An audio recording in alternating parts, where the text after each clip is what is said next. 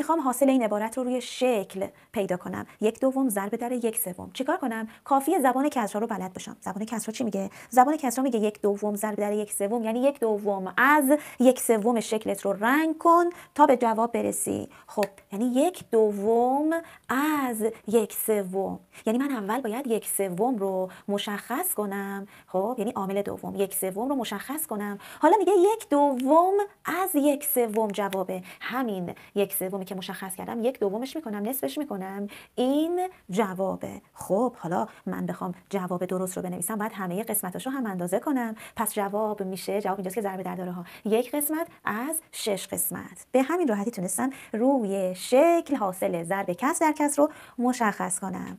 اینجا لقمه ریاضیه و قرار ریاضی رو به همین راحتی یاد بگیری.